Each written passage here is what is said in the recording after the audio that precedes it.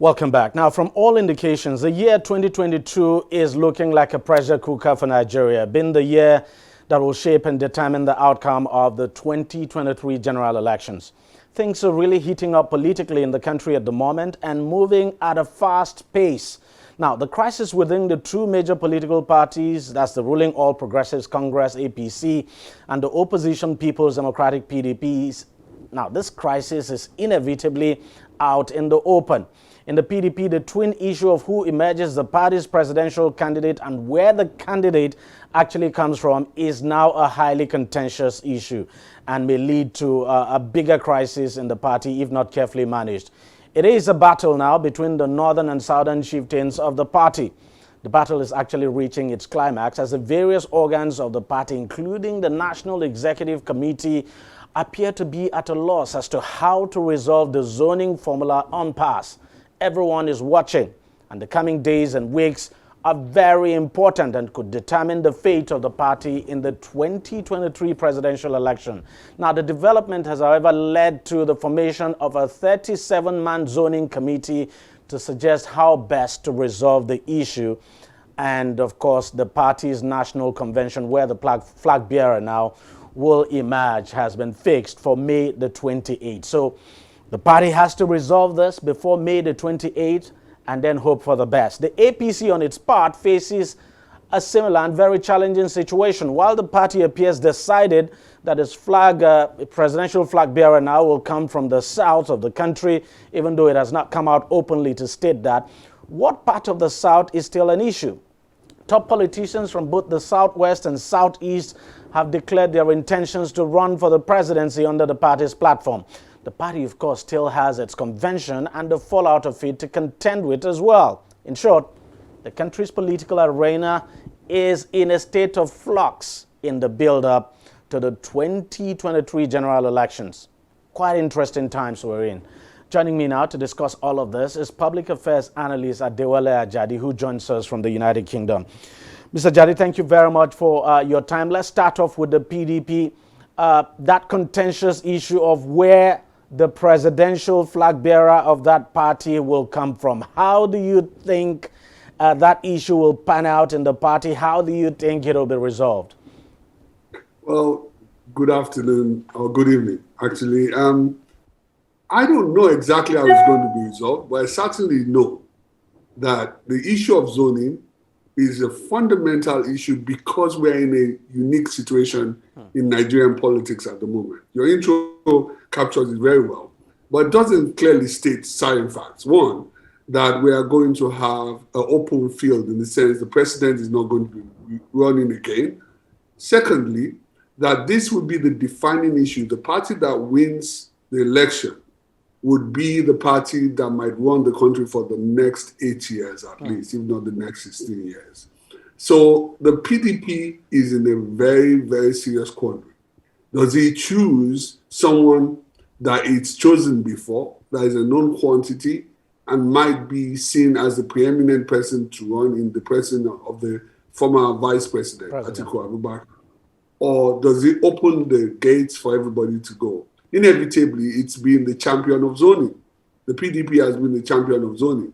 They cannot jettison its principles right now for the convenient position of saying that the person who was from the north the last time is the person that's going to run again. Remember, one of the main attack lines of the PDP to the current president has been that he's a Fulani man, it's in position of northern hegemony, is this and that. They've used this repeatedly. So it'll be interesting to see how much of an hypocrite they are going to be.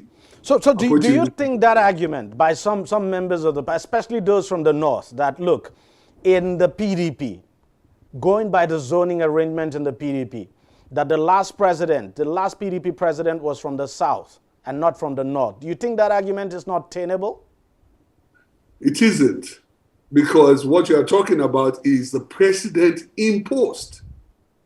Do you understand? If you're going to have a northern president replace a northern president, and then that's going to be a very serious argument, because then you're going to go in this roundabout. They can't afford to say that they are going to insist on the last PDP president. If we don't have a PDP president next time, does it mean the North is still going to be the option for them?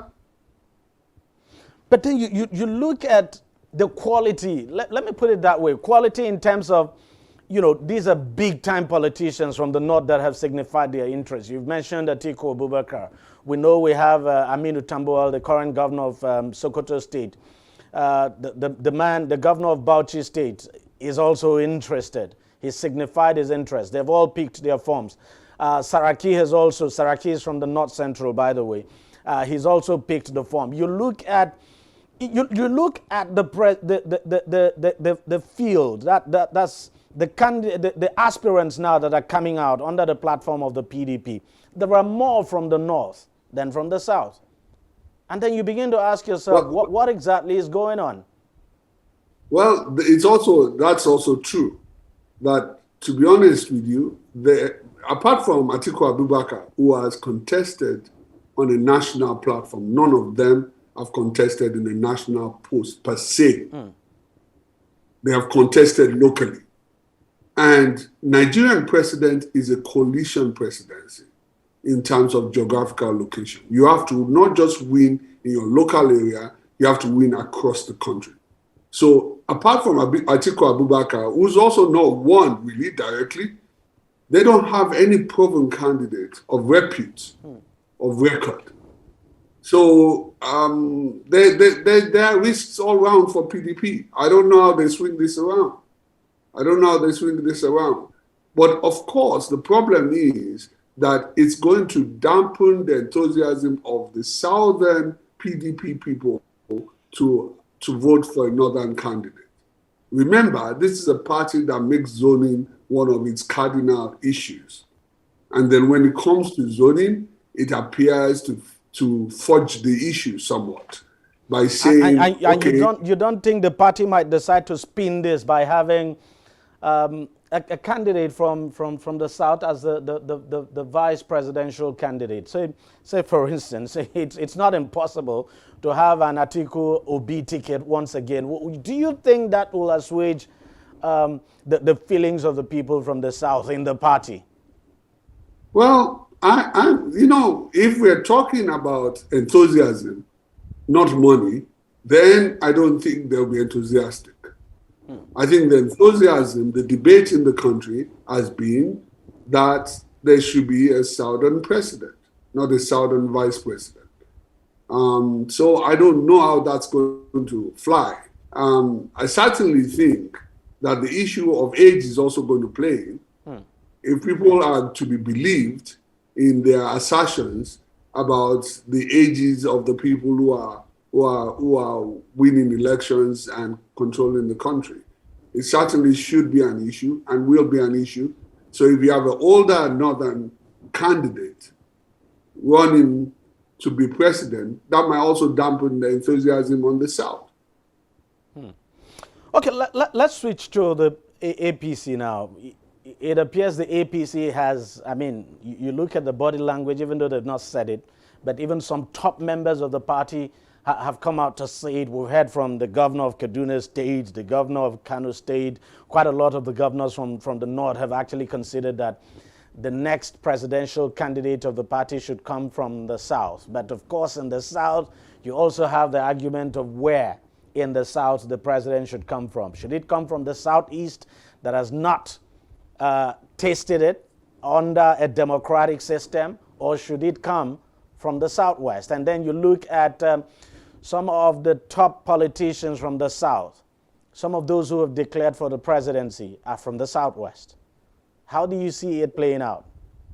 Just a brief correction. If I'm not wrong, the late Nnamdi Azikiwe is from the South and he won an election and was president of Nigeria. Well, he was a governor general, so he not a ceremonial. He was president. He was president because after the election, he was president, and Tafawa Balewa was the prime minister.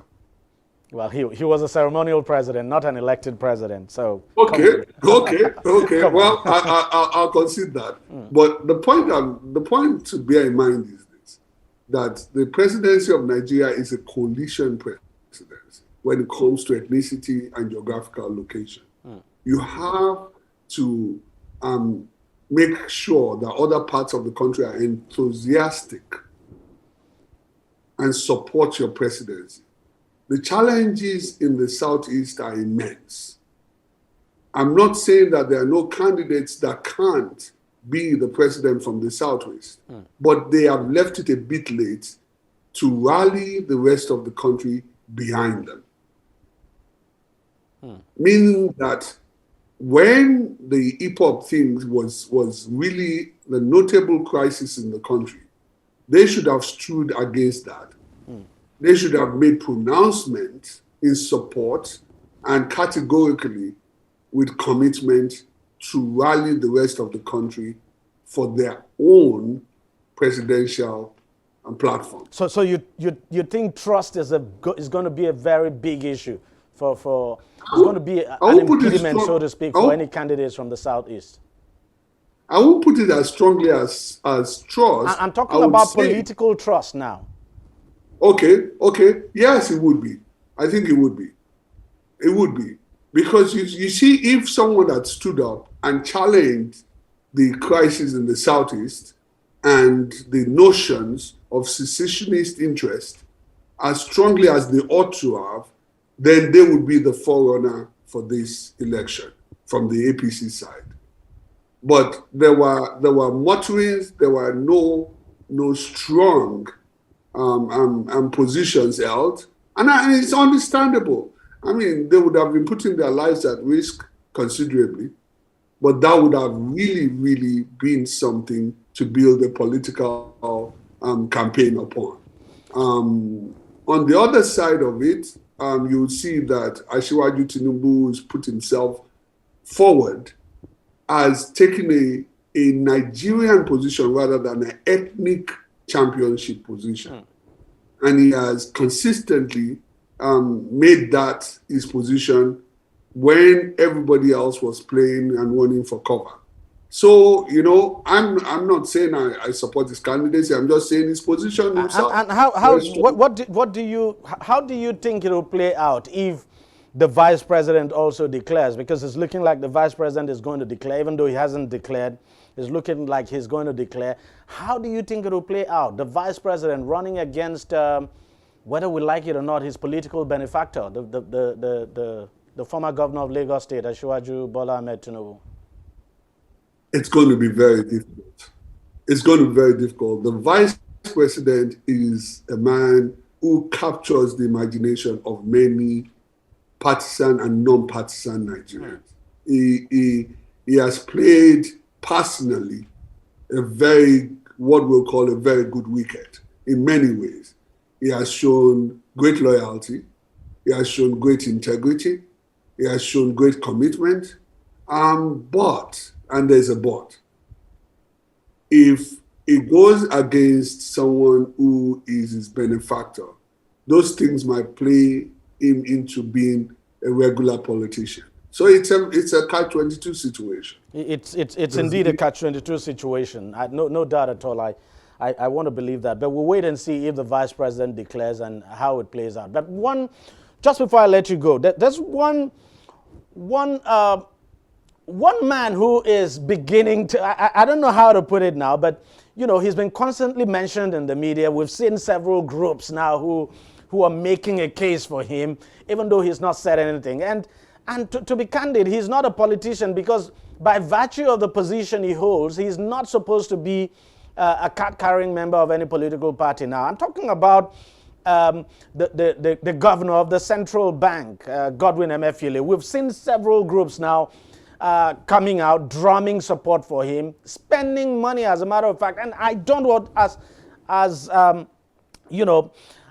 a journalist who has covered politics in this country for several years, I don't want to believe that he is not behind this group and knows nothing about this group. But what do you think of a possible Godwin Emefiele candidacy? Under which platform, for instance, would he run? Would he run under the platform of the PDP or APC? Of course, he's serving under an APC government, but the truth is that the way it is, at least officially speaking, he is not a card-carrying member of the APC. Unless he's a card-carrying member of the APC by night, at night, or by night. And he's non-partisan by day. Well, you see, most people don't get it completely. The problem that you're seeing with the APC, I'm going to come to this Emefiele issue, but I just think that the problem that you alluded to with the APC is that this is the test of whether the APC will be a fully fledged political party. The APC came into power using the reputation of Muhammadu Buhari, period, and won because he was a candidate that had a brand. And the APC had another candidate, he might not have won, and is in fact unlikely to have won. I believe so. And so the challenge for the APC is to come together and be a party. And every time it tries to do that, it throws a wobbly of some kind. Now, I don't think having a neophyte like Emefiele as a candidate helps APC come together strongly as a party. I think it would be a disaster. And I don't think it will win in PDP. I actually think if anybody has his interest at heart, they should tell him to not run, in my personal view. I don't know how that's going to And work. honestly, for me, I think this is a huge distraction for him, whether we like it or not, especially at a time when, we're facing some tough economic challenges. You would expect that the central bank governor would concentrate on running the affairs of, the economic affairs of this country and not think about politics. But this is no doubt a huge distraction for him. And I really wonder how he deals with this. I really wonder. Indeed. But you see, the problem is the notion that the only way you can be the most effective Nigerian is if you become a president. So we have over 200 million presidents. There are many ways you can contribute and be known and be renowned in Nigeria if you choose to do it. And part of the renown is to build generational prosperity for Nigerians by his effective work in the CBN. That is greater than what any president can offer. So I don't know why people get distracted by partisan politics as much as they do. There must be something else other than just the desire to serve. Well, we know that he is not disowning the group, so he is, to some extent, we can infer that he is solidly behind these various groups that are calling for him to run. Adewale Ajadi, thank you very much for your time and thank you for joining us on the program. Thank you very much. All right, thanks a lot. All right, we'll take a short break. We'll be right back. Stay with us. Opinions are free, facts are sacred, but truth is universal. How, in practical terms, can we, for instance, de-escalate the tension? President must see himself as the president of the Federal Republic. We know where the enemy is. 3 places. The Lake Chad Basin, the border area between Nigeria and Cameroon, and then the Sambisa Forest. On DEJI360, we give you a complete dose of everything. Opinion, facts, and undiluted truth. I hardly believe what politicians say in this part of the world. A new Nigeria is possible, a future is possible. We delve into the issues, dissect it so that you can understand it, and use it to take action. I don't think there's any need for any governor to look for grant for ranching. DEJI360, dissecting the issues.